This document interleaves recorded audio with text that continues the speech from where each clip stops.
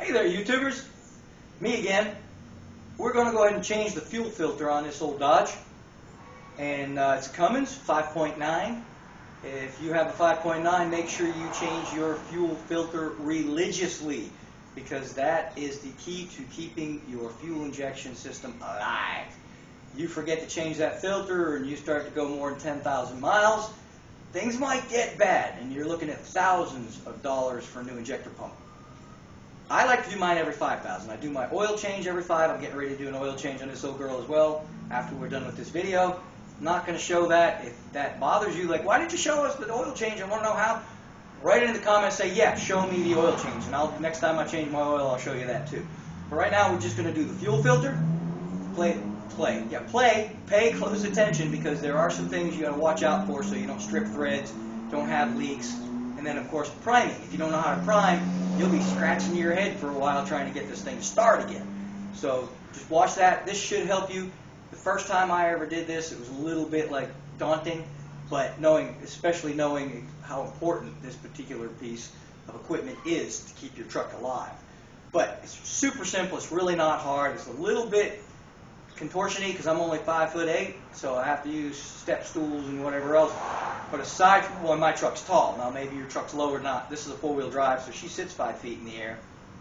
But it's still not hard once you know how. So watch this video, learn how with me. Well, I already know how. But anyway, I'm going to keep the talking short because I want to get right into it, because I know nobody wants to hear talking. So let's get started. I'll do my best to show you this, but it's going to be really, really hard. But here's your canister where your filter is. Now down here, see that little yellow lever right there?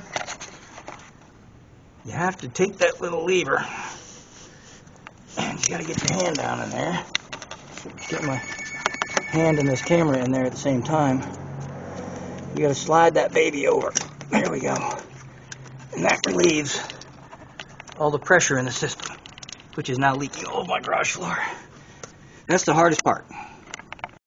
While that's leaking all over my shop floor, I should have put something underneath it. You take and you get your 1.1/8" socket, and or I've used an open end wrench dozens of times. I found it's easier with a ratchet, and just kind of crack that loose. Once she's loose, you've got the suction. You can go ahead and get your hand back in there and flick that little yellow lever back into the non-leaking position, and you can just finish taking the top of this cover off. Now, this is a plastic cover with an O-ring. You do not want to cross thread this, and you do not want to strip this, or you will be in a world of hurt. If you strip the cap, yeah, you could probably find another cap. But if you end up stripping the doodah, the canister, then you'd be in a world of hurt. So then just unscrew it. It's huge. Look at my filter. It's clean. See how clean that is? That's a good thing. But I change mine every 5,000. These are designed to go every 10. But as you can see, every 5. I'm not exactly defying the laws of dirtiness, right? She's nice and clean. The new one's going to be even cleaner. Simple as pie. It just snaps in. So you're just going to kind of yank on it. Pop it. I wiggle it a little bit. It'll pop right off. You can feel the weight, though. There's dirt in there. If you take the new one, compare it to the old one, you can feel the weight difference. Of course, it's wet as well. But there's some dirt in there, even though it looks pretty clean. But that's the difference. So it ain't all that clean, right? So I always use either Wix or K&N. I really like K&N products. I've got a K&N air filter. Some of you all in the comments have given me a hard time about how dirty my filter looks. But the weird thing about K&N is, one, they start out kind of a dark red, almost black. When you put the oil on them, they really look black. And then when they start to get dirty, they look even blacker. But when you clean them and re-oil them and everything, they still look pretty black. So if you see my air filter and you start going, dang, man, you need a new air filter, it's because it is an oil-soaked K&N, and when they get dirty, they actually work better. So, but I like K&N filters, but Wix is good. Don't buy a cheapy filter. the livelihood of your truck, especially on us these Dodges, is heavily reliant upon this filter. This filter fails, crap gets into your injection system, and you're buying a new injector pump, and they ain't cheap. So do yourself a favor, buy a decent filter. This is not a promotion for K&N by any means, but if they decide to, promote me, that's fine. I'm okay with that. But this is not, I just happen to like their product, and I lost my rag. Here it is. Okay, the lighting is weird in here. See it kind of go dark and light and dark and light, and I don't know what it's doing. But anyway, clean this out really good. This one's got an O-ring right here. Take that O-ring off. This one's kind of cruddy, so I'm not going to reuse it. If you've got a good filter, it should come with a new filter. I mean a new O-ring. Yeah, I know what I'm saying. Clean this off real good. Again, don't take a wire brush to it or anything because it is plastic. Why they made it out of plastic, I have no idea, but that's just Dodge and their infinite wisdom. Maybe not so infinite, but they're good trucks. I can't say anything bad about mine. I've had both Chevy and Dodge, and I've not been unhappy with either. I could tell you some horror stories about my buddy and his brand new Ford Super Duty, but we're not here to knock other brands. But if you're a Dodge guy, hey, me too. But we're just going to clean this up. I like the Chevy too. The Chevy was very good to me, never let me down. In fact, the Allison transmission, the automatic transmissions, if you want an automatic, I'm not going to knock the Chevy. That Allison is fantastic. But this Cummins on the Dodges is hard to beat. It really, really is. I've got a 6-speed stick manual transmission. I don't, no offense to Dodge, but I'm not real comfortable with their automatic transmissions. I had a Durango with an automatic, and as long as you keep, do the upkeep on them, every 100,000 you do your transmission filters and all that, it holds up pretty good too. So, not going to knock it too bad, but I've just heard stories, and even the standard transmission that I have she's wearing out, and she only got 375 now, I think, 1,000 miles. It's like a brand new truck, so I don't really understand why it's getting worn out, but it is. Anyhow, engine runs like a top though. Woo-hoo. Okay. Now, I'm going to take our new O-ring, okay, and we're going to put the O-ring back on here now that we've cleaned this up nicey nice. Or drop it on the floor. Nope, I didn't do that, thank God. Just kind of stick that on there. They can be a little bit, they're stretchy, so it can be a little bit of a wrestle to get it on there. There we go. And the groove is huge and the O-ring is small. I don't really understand the logic in that, but it is what it is. Now, we do want to lubricate this slightly, so what I'm going to do is, I know there's some fuel in here, so I'm just going to get some on my hand. So my hand's nice and wet, and I'm going to just get some fuel, because diesel fuel is oily anyway, right? So I'm just going to get some of that wet on my hand and put it on that O-ring so it's nice and wet. It's hard to do this job without getting messy. I'm sure you can, and you can wear gloves, and I'm just really old school.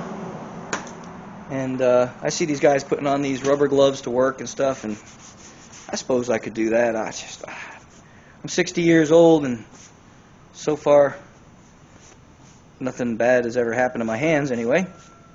I do have some limited breathing issues from all the solvents I've breathed in the last 60 years, but it is what it is. Hindsight's 20/20. All right, now the hole goes away from the cap.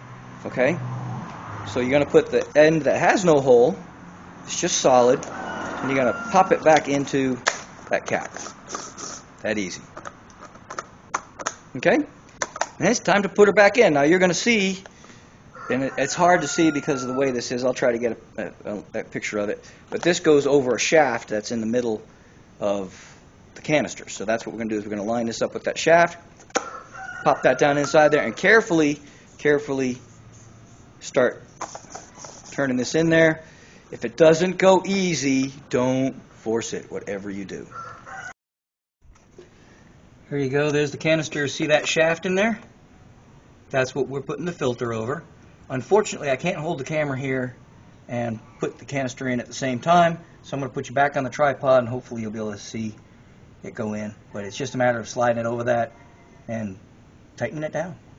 I guess you can kind of see the shaft there anyway. I guess I didn't have to do that other little bit of contortioning. But these stupid hoses, they're flexible so they get out of your way, but they're a pain in the buttski. Just trying to work around them and still support yourself, because I mean you are dealing with in my case anyway, I'm dealing with a truck that's 5 feet off the ground. So you just kind of get this in here, slide her down over the top of that, and while the condenser radiator, if you want to call it a radiator, the condenser digs into your knee, you can try to get this to make sure. No, I see something goofy there. What the heck is that? I see something weird, so I'm going to pull this back out and check out what's going on there. I don't know what that is. If you see something weird, definitely stop. It's not there now. Oh, you know what it might be? Something on the... I don't know what that was. Weird. Okay. I saw it look like a piece of paper in the threads, but I don't see it now. Alright, back to doing this. I hate the fact that I have to touch the filter to all those stupid hoses putting it in. But we can't really get away from that, so sometimes you got to push down a little bit on it as you're screwing it in. Oh, I see it. It's on the outside of the cover. All right, but you'll feel it. It'll start going on nicey nice. I can see that it's bottomed out. Now, here's I think there is a reading on this, like an inch-pound reading. I don't know what that is, and I've never used it. What I do is I just get my ratchet on there,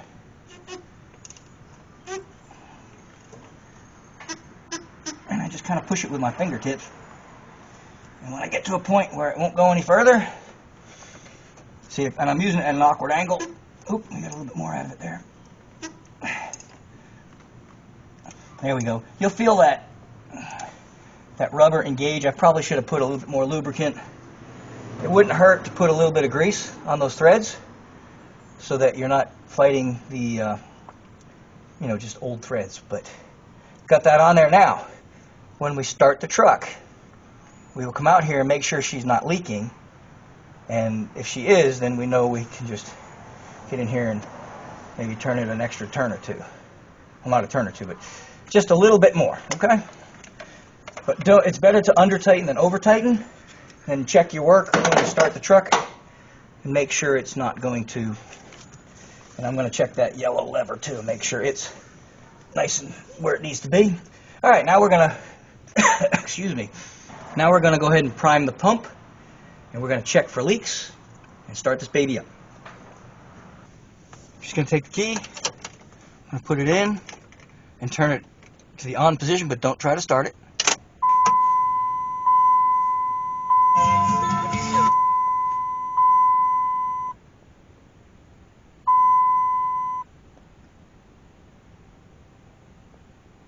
Hear that little buzzing?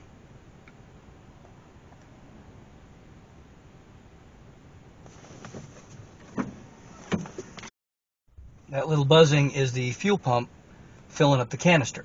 Now, I did jump out real quick and check to make sure it wasn't leaking. I didn't see any. So we're going to proceed to prime this pump again. Shut it off. Let it sit for, I don't know, 15, 20 seconds. Turn it in the on position again. Stupid door buzzers. But if you listen careful, hear that buzzing?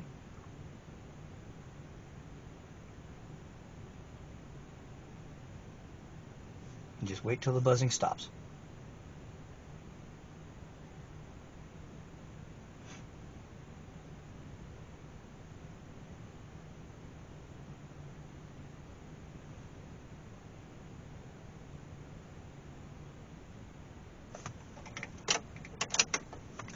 I like to do it 3 times. I don't know why I do it 3 times. I just do it 3 times. Now, we are going to jump out as soon as this truck starts. We are going to jump out and look and make sure she's not spewing fuel all out of that canister. She's full right now, I'm pretty sure. We're going to prime it one more time, then we're going to try to start it. So let's do this one more time.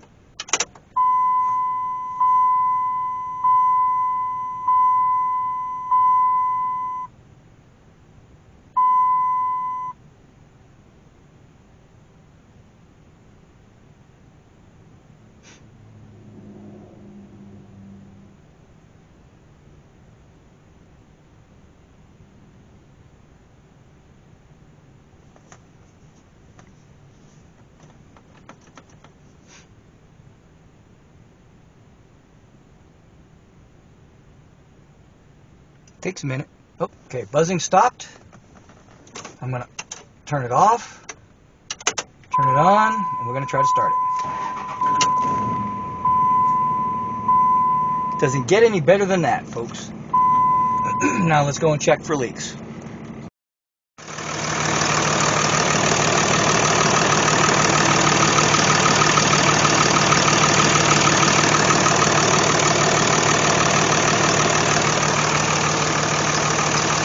Dry is my humor. There you have it. Didn't take a whole lot, doesn't take a lot of time. It's a little harder with a camera in your hand, but we got her done. No leaks is your primary concern. It's not hard. Sometimes if somebody was a little ham-handed and really socked that cap down, you might have to battle with it. Hopefully not, because that might mean that you've got some stripped threads or something. But hopefully not. I probably should have put a little anti-seize on there, but diesel oil or diesel fuel by nature is oily anyway, and it was fairly oily even after I cleaned it. But it really wouldn't hurt to put a little grease around that just to preserve those threads. It'll eventually get absorbed in the fuel over time. Not a big deal. But simple as that. I hope this helps you out. If it helps you out, do me a favor and help me out by subscribing. Hit the like button, tell your friends, all that kind of stuff. Appreciate you watching. See ya!